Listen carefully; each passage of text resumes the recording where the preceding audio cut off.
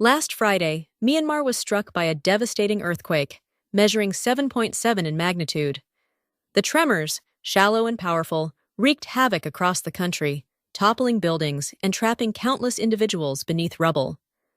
Roads cracked and became impassable, complicating rescue efforts.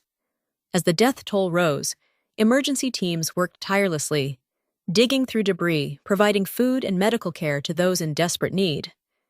This disaster exposed the fragility of infrastructure, prompting urgent calls for international aid as the nation grapples with the aftermath and begins the long journey to recovery.